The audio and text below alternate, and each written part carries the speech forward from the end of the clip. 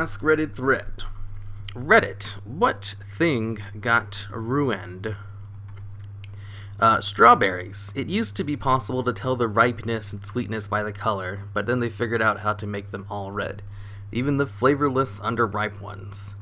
Now you have to tell them by smell. Sweet, ripe strawberries will smell really good. Fake ripe strawberries will smell like nearly nothing. I didn't know that was a thing.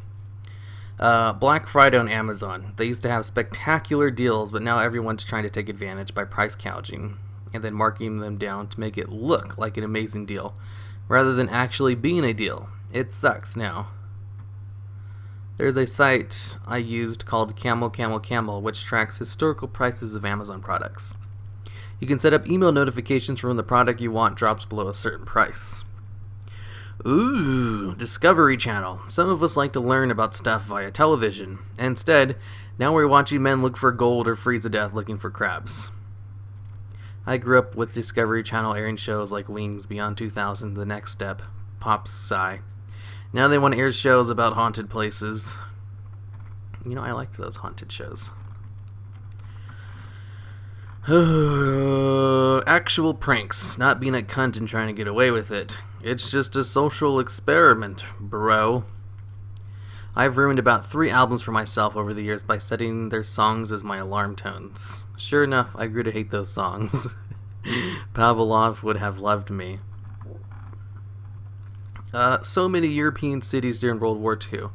Quite literally. Most of what often gray concrete blocks in inner cities today were charming timber farm cottages or beautiful grand buildings in 1938. Warsaw for the prime example of this, getting bombed to crap, then getting taken over by Russia, so you get monolith concrete tower blocks as your architecture really left a lasting impression. Oh, that sucks. Payday 2. Guys, we promise not to add microtransactions, I swear. Try this simulator add-on for $5.99. Lindsay Lohan. So true. I miss Mean Girls, Lindsay. Or The Parent Trap, Lindsay. Charlene Chaplin's mustache style. AKA a toothbrush mustache. Yes, I get it. The glorious Roman Empire. eBay used to be able to pick up a bargain, but then it turned into a shop front for hundreds/thousands of stores. Is it? Honestly, it can be a hassle as a seller as well. With all the stores, people expect me to be so professional and knowledgeable about every little thing. Like, dude, I'm just trying to unload some of my grandpa's shit. You probably know more about it than I do. I sold a lot of shit on eBay. It went well. The only thing is, eBay charged me a shit ton of money to sell. Like, I sold probably $300 or $400 worth of video games, and eBay charged me $150 in seller fees, which was not worth it. Holy crap, they charged me up the ass for selling my shit on their site. Guitar Hero / Rock Band. It was a great series, but then they decided to dump out 50 different versions, rated consumers with DLC, and oversaturated the market to the point where they ran both franchises to the ground. Franchises, not franchises. Arab Spring. Arab Spring refers to the demographic uprising that arose independently and spread across the Arab world in 2011. The movement originated in Tunisia in December 2010 and quickly took hold in Egypt, Libya, Syria, Yemen, Bahrain, Saudi Arabia, and Jordan. Yep, all those places listed are fucked. Arab Spring, isn't that like when they discovered oil? I don't know. Dexter and True Blood. My girl just started watching Prison Break on Netflix. Halfway through season 1 and loving it. I'm just sitting there, like watching a car crash happen in slow-mo. I remember when Prison Break first came out, like on television. I was watching it. I thought, oh, this show's awesome. And then I stopped watching TV all the time. The last season of Dexter was probably the worst television I've ever watched. The only saving grace were the discussions online were far more entertaining than the actual episodes. The highest upvoted thread in /Dexter is the live thread from Ozymandias, an episode of Breaking Bad that will never not tickle me. Breaking Bad reduced impact of Dexter on me. It was so good I almost forgot about Bar Harbor Lumberjack. Breaking Bad's a great show. Woot.com. I remember the early years. College roommates and I would make a point to stay up until 11 p.m. to see what was going to be listed. The box of crap was exciting and new and clever idea, I thought. I read the people who originally made it moved on to another site after selling out in an attempt to make it more like the original Woot, but it just doesn't feel the same. It went downhill when they sold to Amazon. Now it's just a site to unload Amazon's warehouse with mediocre sales. Every once in a while they have a good sale, but nowhere close to what it used to be. The hell is Woot.com? The guy that owned Woot made a new site, Meh.com. Is Meh.com a real thing? A pillow. That's actually pretty funny. Landline telephone service. Thanks to telemarketers. Don't worry, I get those cell phones too. If I'm being honest, anything popular that Reddit touches, it's kind of touch of death because Reddit grabs hold and squeezes the life out of it within every week. We're the Almeria of the internet. Kind of obvious answer, but keep calm and carry on. I've got given a keep calm, you're only 30 coffee mug for my birthday.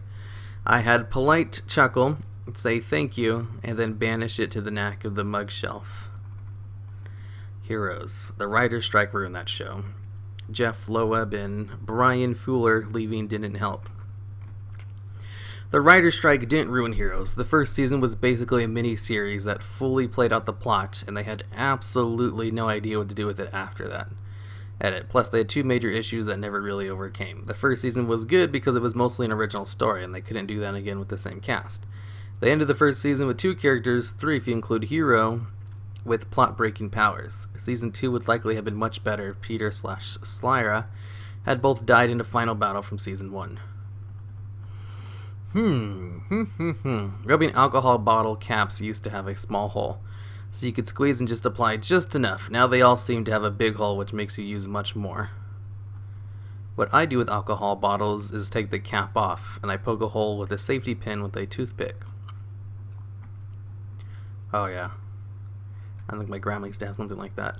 Food Network. Used to be able to watch people interested in promoting a desire to become a better home cook, or someone that at least had knowledge to impart. Watch these 5 people take on our epic gladiatorial cooking challenge, armed only with plastic utensils, pureed lentils, a can of sterone, and a jar of olives. All of this while 2 of them are tied to a wheelbarrow with a fat Santa sitting inside. Or here's a 9-hour marathon of Guy Fieri, a walking Dragon Ball Z fusion of a guy who you wouldn't approach for directions on the street, and a high school girl who just discovered her life goals to become the entire cast of Jersey Shore. I don't see anything wrong with Guy Fieri. That time when you were allowed to have a political opinion without people labeling every other party-associated opinion to you as well. Can't be pro-choice and casually race at the same time like the good old days. Hello, people like to categorize. I just lift off all my most polarizing ideas and they say, you tell me. But I talk to reasonable people, so they usually just laugh it off and we move on. Library of Alexandria, without doubt. Which is ironic and totally in the spirit of this thread, because its destruction is more of a symbol for loss than an actual single historical event. That's true. In addition to the library, the museum included rooms for study of astronomy, anatomy, and even a zoo of exotic animals. A zoo? Good God. Drawing 2 cards a turn is too good. Library, was that a magic reference? R/super MTG, I guess. My boobs. After using them to actually feed the baby, the balloons have been deflated. Clone High. 1 season was not enough. Did you see the pool? They flipped the bitch. What? What's Clone High? Sounds familiar. Oh. Like a Cartoon Network show. Many movie franchises, Alien and Terminator, come to mind. Yep, although the first sequel to both were fucking awesome. My Life. Shame. Load shotgun. MTV. Remember when they showed videos, had concerts, had unplugged, and did interviews with bands? History Channel's another. Used to show history, now it's reality shows. Well, you see, reality shows get more views, and they're cheaper to make. The Assassin's Creed series. After the second game, I gave the next 3 all a chance, but I didn't really get that much enjoyment out of them because of all the extra stuff on the map. That might just be me not wanting to overwhelm with things to do. I remember when I used to think about History Channel. When I actually still had cable, I would flip on the History Channel while I played video games. I don't do that anymore. I just watch YouTube videos and Netflix. But then I stopped doing that because History Channel rarely ever actually showed history videos. It was around that transition when they stopped doing history stuff and actually did stupid shit. Like, ooh, next on Pawn Stars. Well, I guess I'm changing the channel. Let's see, snow. I remember feeling so excited when my primary school's canceled and you get to play in the snow all day. Now I can't help but feel like it's such a hassle to drive in. I wish I had snow. Napster. The sexual revolution. Fuck you, AIDS. There was the golden free love decade after the pill and before AIDS. I was able to participate in that area. However, not as much as I would have liked.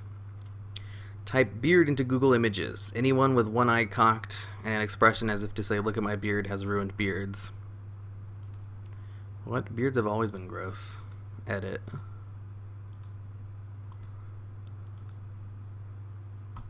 Uh-huh.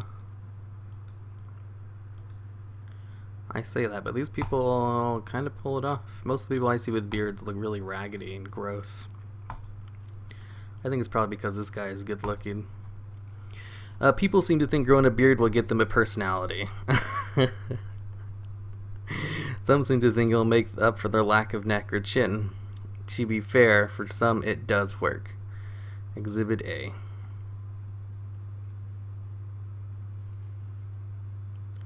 Does he not have a neck or chin? To their website, pants, mustache. Be terrible news. Now let's have a look. What do we got? Look, rolls. Oh wow, he doesn't have a chin. Film trailers. Compare a truly great trailer like the original 1979 one for Alien, which whets your curiosity but doesn't actually tell you what's going on, to modern trailers, which show you every single important line, event, and plot twist in the film. See the trailer, seen the film. Just don't watch trailers anymore. It makes for a much better experience when you watch the movie. See, the reason they change trailers is because they get more people to the movies that way. My sisters, it's not like they changed them to the way they do it now just for no reason. It's because it gets more people in the theaters. My sister's Land Before Time VHS. Porn? Porn. What good thing got ruined? Privacy and anatomy. Being a musician. I'm not even talking about how much harder it is to make a living right now. People do it. I'm talking about the everyday stuff. Sure, we have amazing tools like digital recording and Dropbox and Craigslist and Doodle.com and Google Docs and even email, but all those things carry hidden costs. Back in the day, if you rehearsed on Monday nights, you rehearsed on Monday nights. You didn't hear from someone for a couple weeks. You had to consider dropping them. There was no last-minute texting, dude, we're rehearsing, where are you? If you wanted to cover a tune, you had to all get together, listen to it, learn it together, make people tapes or CDs of songs to learn. Now you just send around links to songs on YouTube or an MP3 in an email. Making decisions about what's in your repertoire is like pulling teeth. Used to be, suggesting a tune took effort, and that was a good thing. But the absolute worst part is promotion. Now there are so many things competing for people's time and attention. The clubs booking newer bands expect them to fill the place, without ever thinking that if they could fill that club, they wouldn't be playing there. They'd be playing the bigger place down the street that plays. TLDR. Being a musician today is the perfect case study for how an overabundance of options can just utterly ruin something. I'm a writer, and other than rehearsal stuff, you pretty much describe that industry too. The signal-to-noise ratio is FUCKED. I'm going to keep this G-rated. I wonder if you guys can hear my niece crying downstairs. At first, I was like, I'm not going to make any of these Askreddit videos. Until... Well, I was actually thinking about taking a really long break. I was like, I'm going to have my sister's on maternity leave. So she has her new baby. I was like, any baby's going to be crying all the time. There's no way I'm going to be able to record these videos. Turns out, though, her new baby is really quiet and cries very infrequently. So I was like, okay, I can actually do everything I used to, no problem. So I'm going to be doing Askreddit videos again, but I mean, this is probably going to be the second one I've made. Because when I make Askreddit videos, I make 2 of them a day, and never more than 2. Or sometimes I just make 1. I can't mass record Askreddit thread videos because this is a lot of fucking talking. Like just sitting there and reading. It's too much. It really tires me out mentally. If I do more than 2 of them, especially if both of them are like 30 minutes long, I just don't have the energy for the next one. And I mean, I could do it, but I would be like really tired and not into it. And I'd rather these videos not be a chore, because I like to do them for fun, and it's a good way to practice my script reading.